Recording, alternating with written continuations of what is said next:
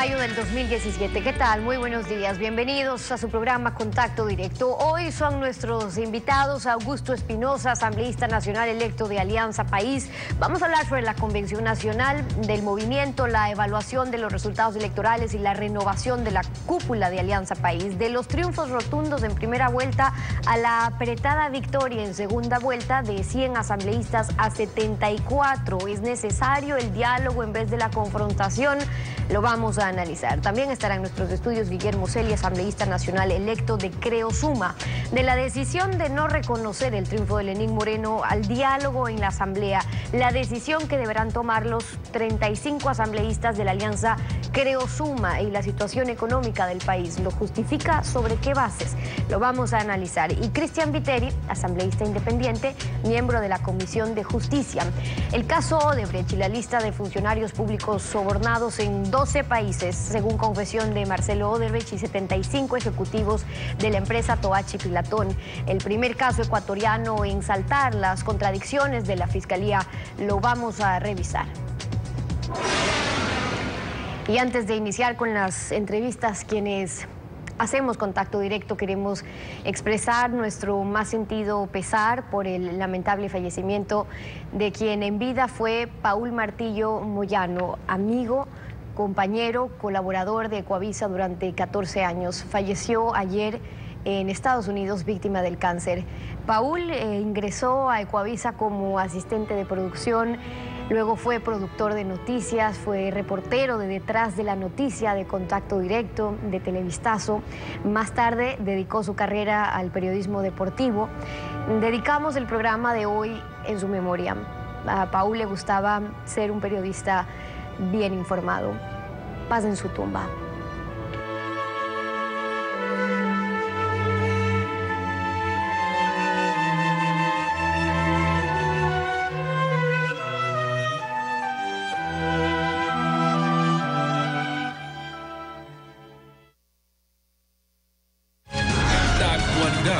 Los protagonistas, el análisis y la información en Contacto Directo.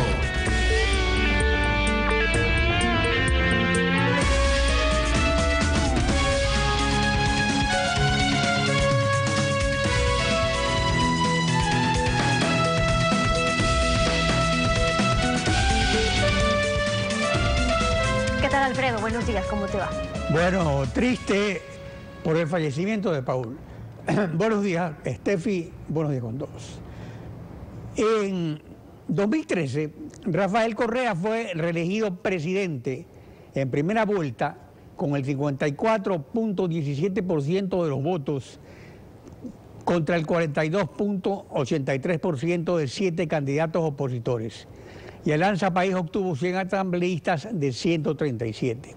Esto es el 73% de las curules. En 2014, Alianza País pierde las alcaldías de Quito y Cuenca y la prefectura de El Oro, bastiones electorales de la Revolución Ciudadana. Entonces hubo severas autocríticas y Doris Solís reemplazó a Galo Mora en la Secretaría Ejecutiva. En 2017, Lenín Moreno es elegido presidente con el 51.16% en segunda vuelta contra 48.84% de Guillermo Lasso. Y Alianza País obtiene 74 asambleístas de 137, o sea, el 54% de los escaños. Entonces, Gabriela Rivadeneira reemplaza a Doris Solís en la Secretaría Ejecutiva y Lenín Moreno es ungido presidente de Alianza País. Está con nosotros Augusto Espinosa, asambleísta nacional electo por Alianza País. Buenos días, bienvenido a Contacto Directo. Buenos días, Alfredo. Mi solidaridad por la muerte de su compañero Paul Martillo. Muchas gracias por la invitación. Alianza País renueva su cúpula directiva en un momento que más que difícil resultará decisivo en la continuidad del proyecto político. Las autocríticas son saludables, aunque se celebren los triunfos en las elecciones de presidentes y asambleístas y en la consulta popular sobre paraísos fiscales.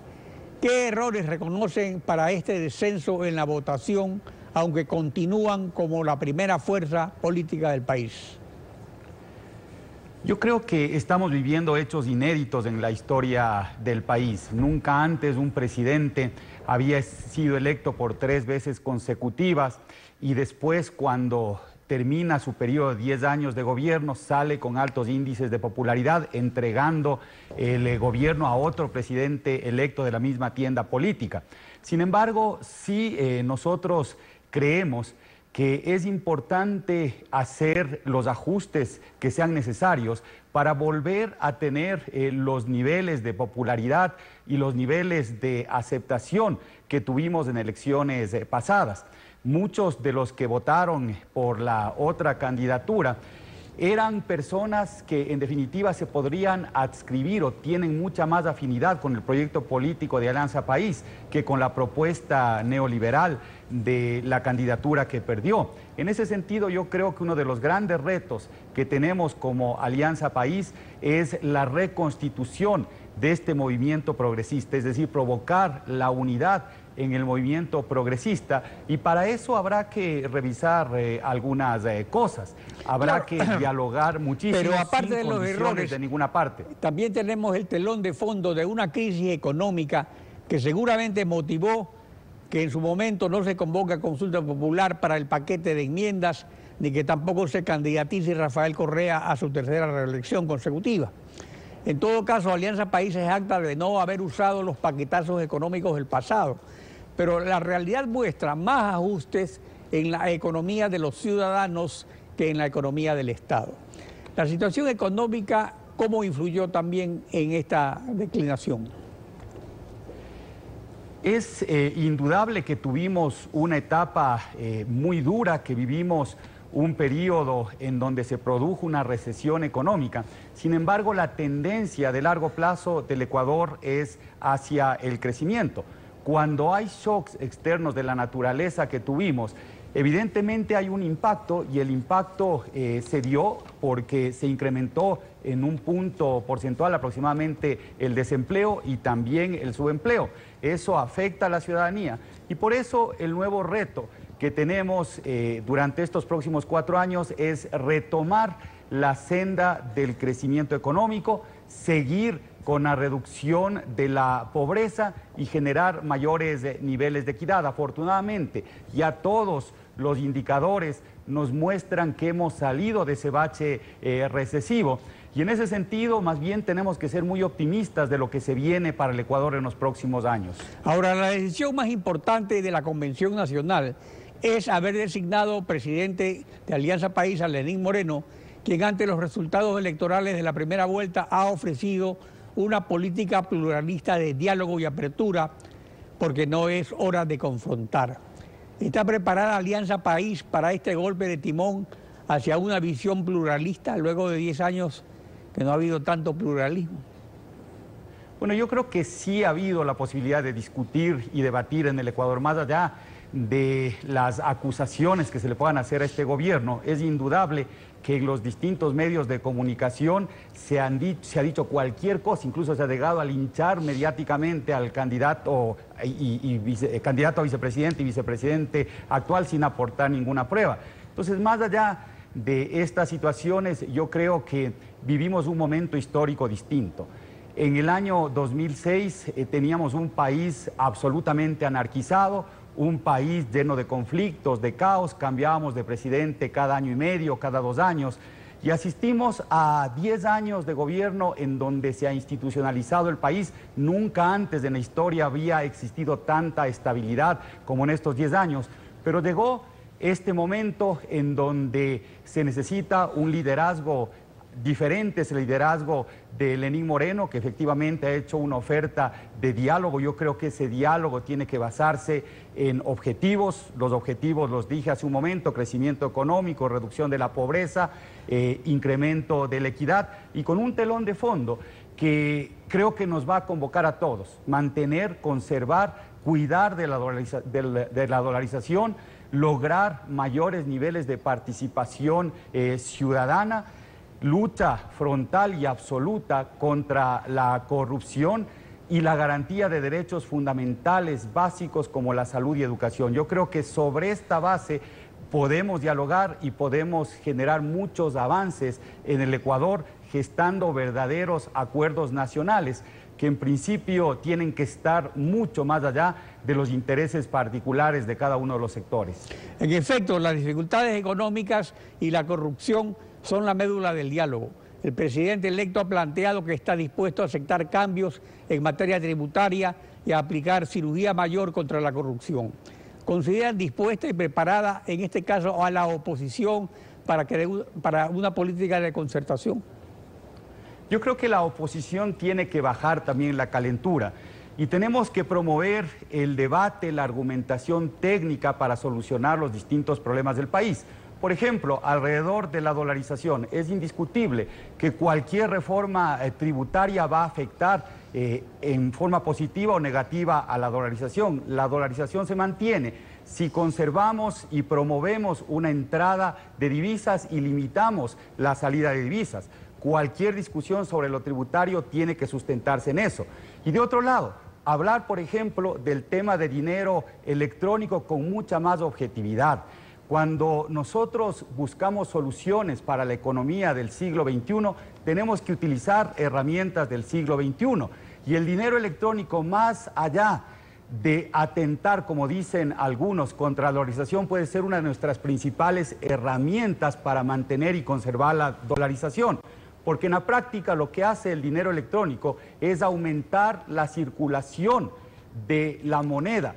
Y eso genera mayor dinamismo, eso hace que necesitemos menos dólares físicos para que pueda operar el aparato productivo. Y en ese sentido podemos conservar, podemos usar el dinero electrónico como una herramienta para garantizar la sostenibilidad y el fortalecimiento de la dolarización. A ver, pero una cosa es el dinero electrónico que sí funciona y existe en la banca privada donde hay depósitos en dólares que respaldan las transacciones en dinero electrónico, y otra cosa es un dinero electrónico del Banco Central donde eventualmente no va a haber este respaldo líquido y que hay también el antecedente que es evidente de que el Banco Central ha prestado para el Ministerio de Finanzas fondos de las reservas del IES, de las entidades públicas del sistema no financiero y últimamente también de la reserva bancaria. Entonces eso es lo que hace que se despierten grandes dudas respecto a su utilidad y respecto a su beneficio, y por eso, como es voluntario, la gente no lo ha acogido. Y seguirá siendo voluntario entonces, porque eso es básico. Esas son percepciones que me parecen técnicamente equivocadas. Primero, que el dinero electrónico tiene respaldo en el Banco Central, y segundo, que solo es un medio de pago, igual tal como fue la tarjeta de débito que se introdujo a principios de este siglo ya también como un medio de pago. Pero tiene solo respaldo es un líquido, medio de pues. pago. Uno paga solo si tiene es un dinero en medio... la cuenta, si no la Sí, aceptan. efectivamente, lo mismo sucede con el dinero electrónico, y solo va a poder ser utilizado como herramienta en la medida en que tenga confianza de la ciudadanía.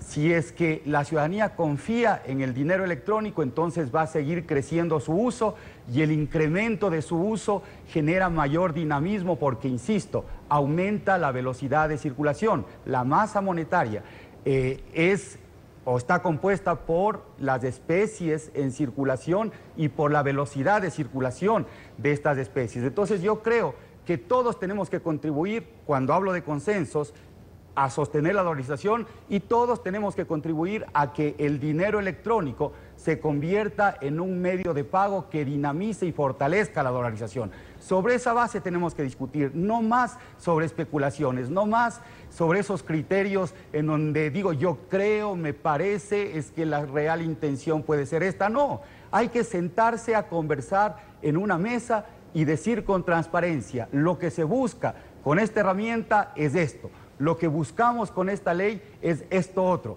Por ejemplo, a nivel de participación ciudadana, es fundamental fortalecer el Consejo de Participación Ciudadana, y es fundamental fortalecer las organizaciones sociales, pero democratizar también las organizaciones sociales, garantizar que en cada organización social haya participación de sus miembros y que no terminen siendo cooptadas por determinados dirigentes sobre las para sus propios sociales. beneficios.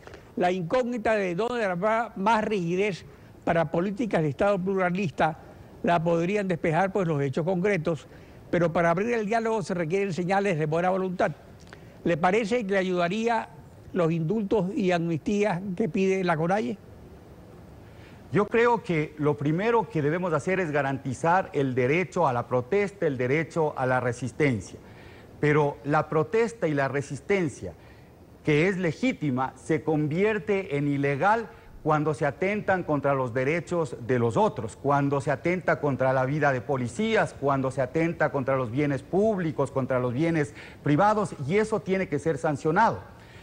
¿Cómo se sanciona? A través del debido proceso. Sin embargo, en este momento histórico en donde hay una convocatoria al diálogo, yo creo que es pertinente el que, reconociendo que hubo excesos y que se cometieron determinados delitos, se imponga una sanción y el presidente de la República o la Asamblea pueda hacer una amnistía o un indulto según corresponda. Yo creo que se puede hacer eso, pero para que se logre hacer esto tiene que haber el reconocimiento de que si bien la protesta, si bien la resistencia es fundamental en una democracia, esa protesta y esa resistencia no puede convertirse en actos, no puede traducirse en actos delictivos. Creo que en la mesa de diálogo tenemos que sentarnos las partes sin condiciones, aceptando lo que tengamos que corregir cada uno de nosotros. Exacto, y en esa la mejor medida base creo que el diálogo será mucho más un constructivo. ambiente mutuo de apertura y de confianza. Augusto Espinosa, asambleísta de Alianza País. Gracias por acompañarnos en Contacto Directo. Muchas gracias, Alfredo. Un gusto estar aquí. Igualmente. Son las 7 de la mañana con 17 minutos. Tiempo de ir a una pausa y cuando regresemos estará Guillermo Celi, asambleísta nacional electo por la alianza Creo Suma, de la resolución de no reconocer el triunfo de Lenín Moreno al diálogo en la asamblea, la decisión que deberán tomar los asambleístas de la alianza Creo Suma y la situación económica del país. ¿Lo justifica? Lo analizamos. Quédese usted en nuestra sintonía. Podemos asegurar sin miedo a equivocarnos que los nuevos dólares que entreguemos a cambio de dinero electrónico tendrán una misma suerte, terminarán financiando las arcas fiscales. Lo escribe Alberto Acosta Burneo en la revista Vistazo, que circula desde hoy.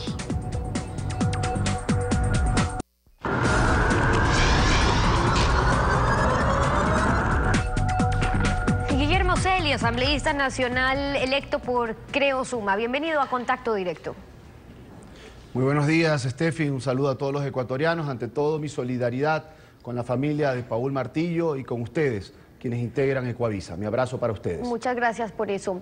Hablando sobre el futuro del órgano legislativo, se mantiene la alianza Creo Suma como el segundo bloque más grande después de Alianza País en la Asamblea, pero es una alianza como están trabajando ya en lo que será un proyecto en conjunto entre Creo y Suma. ¿Qué es lo que están haciendo?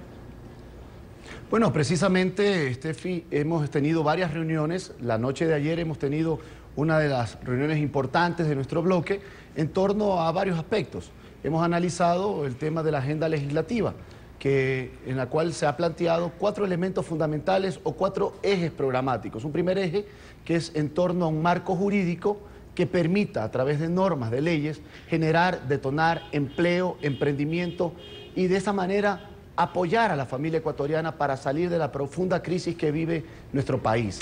Un segundo eje programático es promover normas, leyes de transparencia en la gestión pública, de lucha frontal contra la corrupción y contra la impunidad. Ok, pero hasta ahí dos temas. El primero, el que se refiere a normativa, a leyes en cuanto a empleo, y el otro en cuanto a fiscalización, que supone también la lucha contra la corrupción, pero para ello tendrán que proponer cambios en legislación o incluso nuevos proyectos de ley. ¿Y cómo esperan que eso logre tener cabida en una asamblea todavía con mayoría oficialista o de Alianza País? Bueno, nosotros hemos sido muy claros, Steffi. Nosotros no queremos el Congreso de los cenicerazos, pero tampoco la Asamblea de la Sumisión. Este es el momento de un gran diálogo y debate nacional.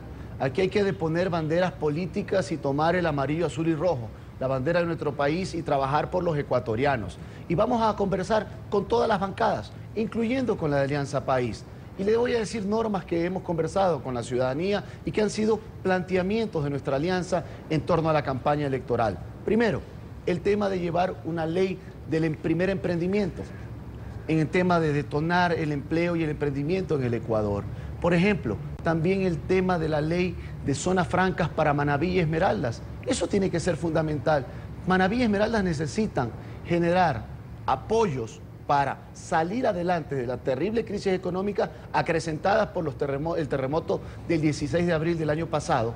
Y eso significa de que hay que eliminar impuestos para incentivar ciertas áreas, como el área de turismo, que es fundamental en dos provincias donde tienen una gran potencialidad en torno al desarrollo turístico que genere miles de fuentes de empleos. Habrá temas en los que pueden coincidir sobre temas, digo, de interés nacional. Las diferencias estarán en el cómo, y sobre ello hay que partir de algo fundamental también, porque varios sectores se han sumado a este llamado del diálogo, de consensos que hace el presidente electo Lenín Moreno, y eso es bueno, pero aquí lo importante es que esto no quede en gestos de buena fe o buena voluntad. Entonces, ¿en qué acciones concretas creen ustedes que se va a poder poner en práctica ese llamado?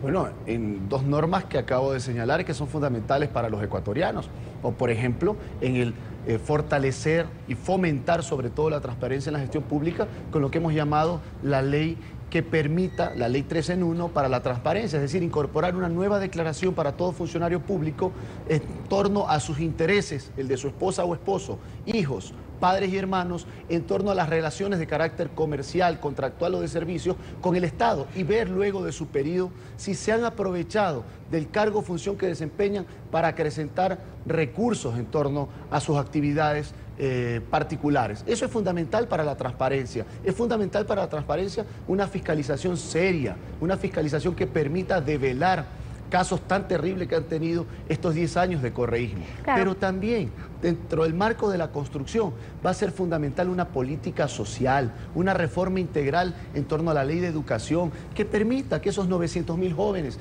que hoy día no estudian, que no trabajan, tengan la oportunidad de tener un empleo a través de la ley del primer emprendimiento, que va de la mano también con la oportunidad de que los jóvenes puedan escoger la carrera que quieran. Claro, y en esa línea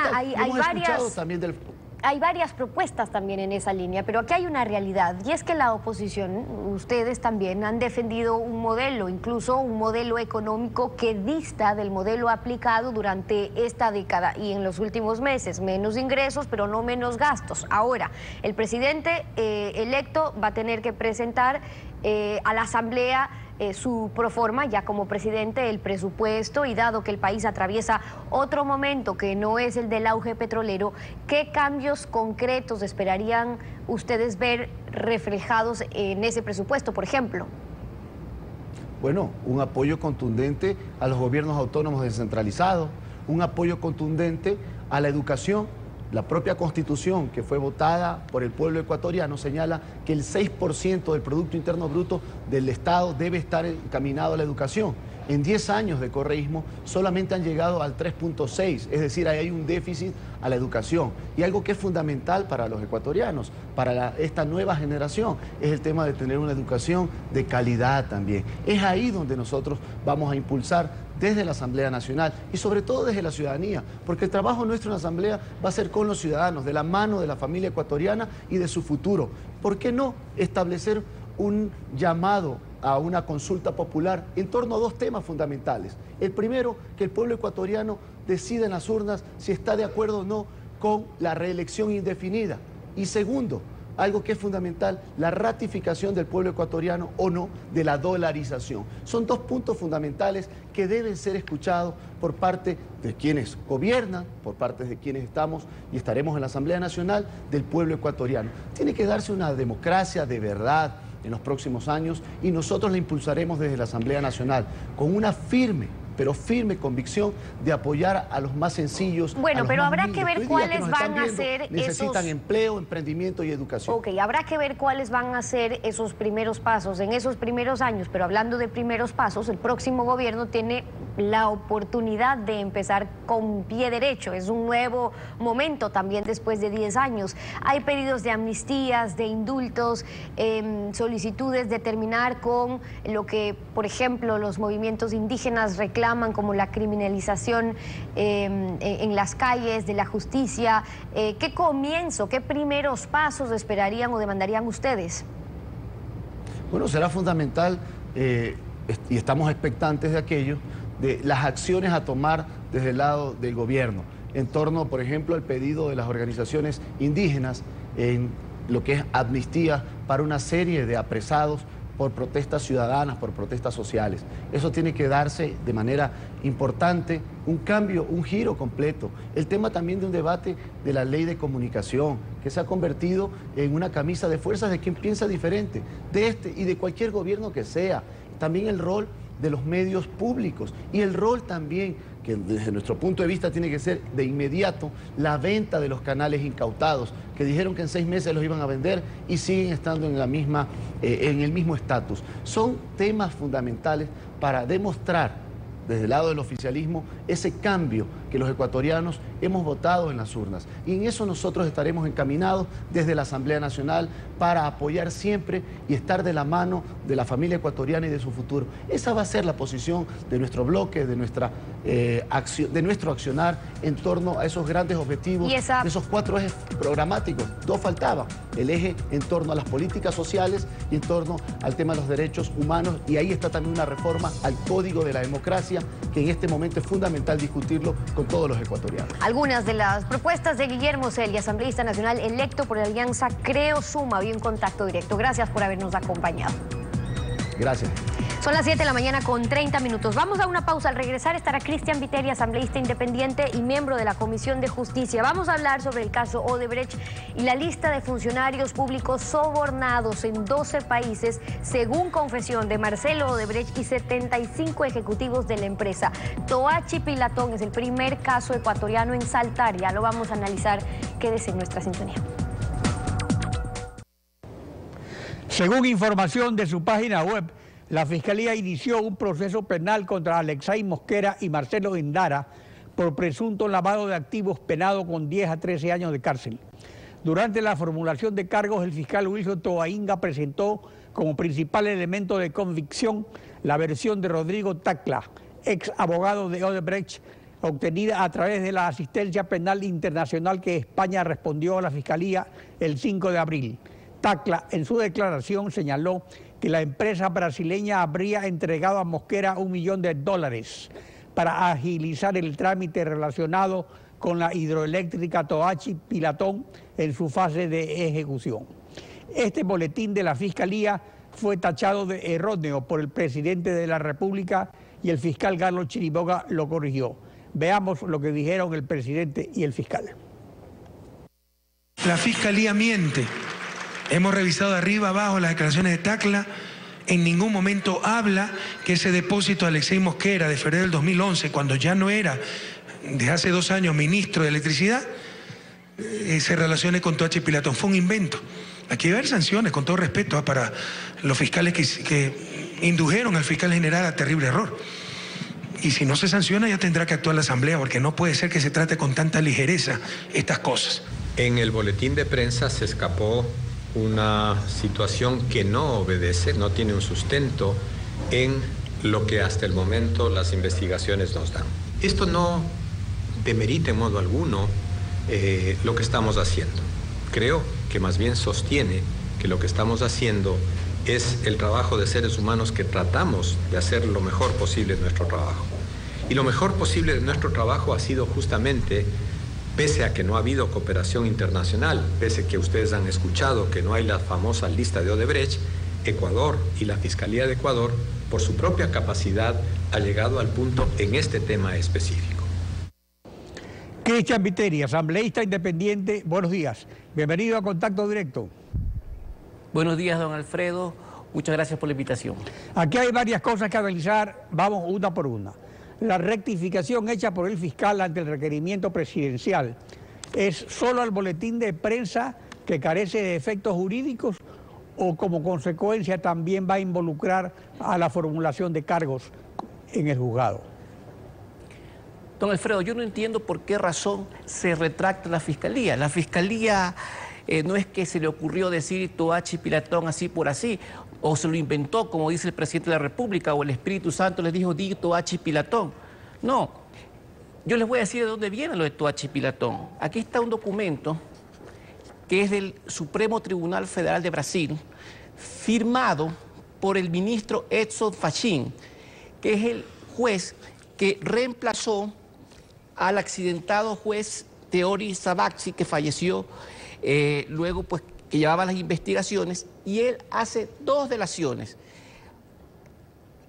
Se refiere a dos delaciones, a la de Fabio Andreani Gandolfo y a la de Fernando Fernández Mella Besa.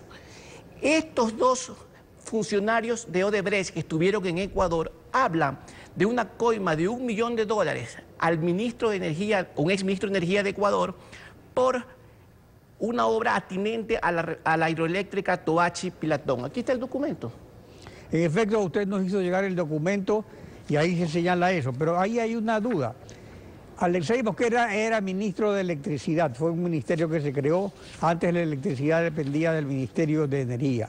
Pero en ese momento, él se refiere, el juez Fachin se refiere al ministro de Energía. ¿Quién era el ministro de Energía en esa época?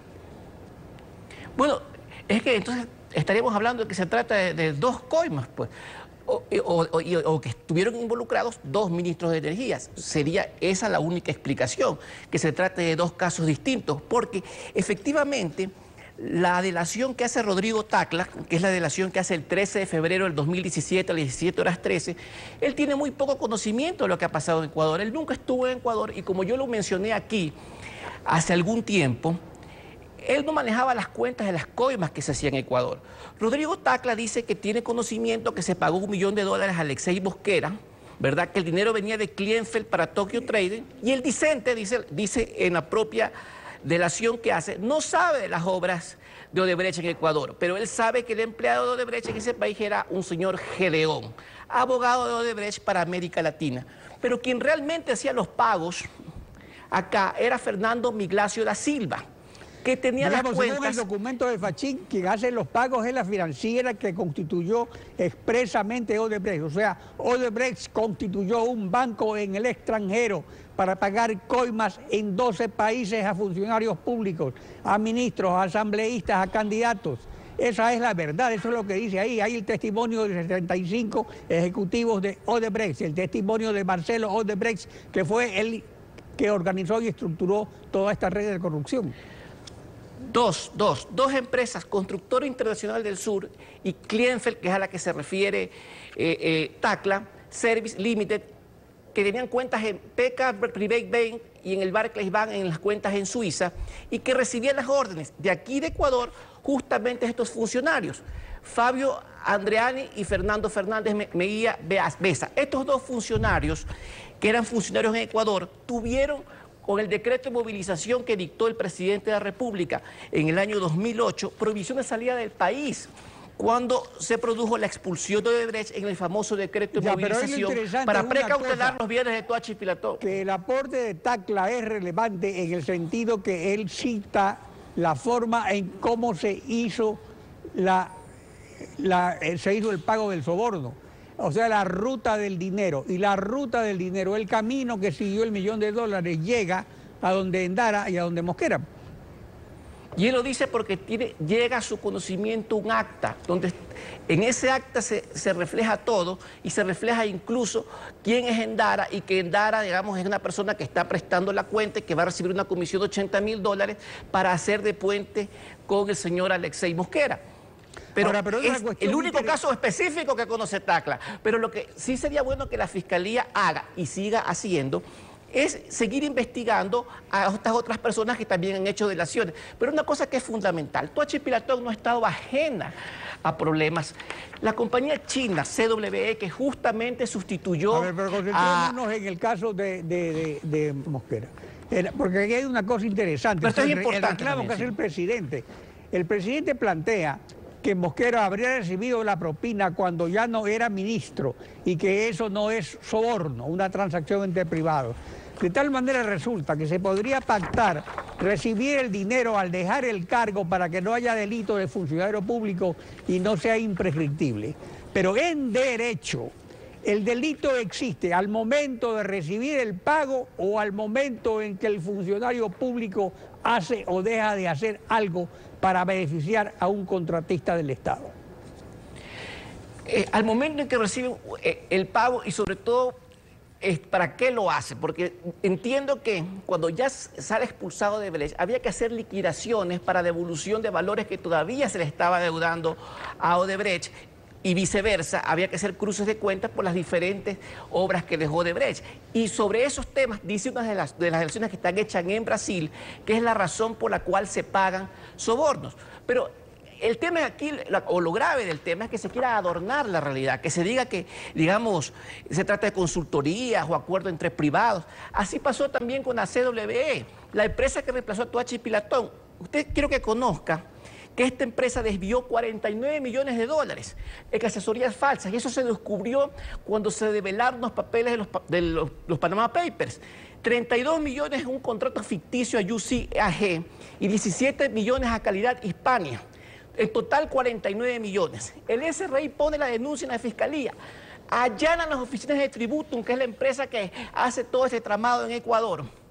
Y efectivamente el SRI logra que le devuelvan todo ese dinero de impuestos, también logra la devolución del pago de los trabajadores de utilidades, pero entonces viene el propio fiscal, el fiscal que lleva el caso, que aquí está el proceso, y el fiscal pide el archivo de la causa por cuanto ya no se debe nada de impuestos, y efectivamente, cuando es un requisito de procesabilidad en materia tributaria, que una vez que se pagan los impuestos, o se hace la determinación y sale en cero, pues ya no hay delito. Entonces se borró el delito y nunca investigó la Fiscalía. Pero si se esos borró 49 el millones... delito tributario, pero no el otro delito, que por qué se hizo el pago.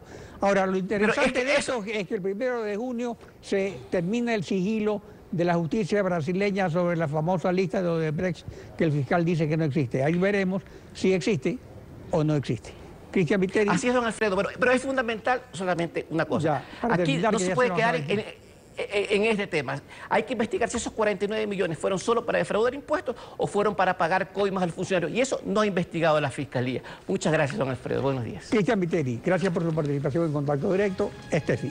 Concluimos así esta emisión y como siempre agradeciéndoles a ustedes por su confianza y sintonía. Nos volvemos a encontrar mañana y contigo, Alfredo, será este lunes. Conmigo hasta el próximo lunes.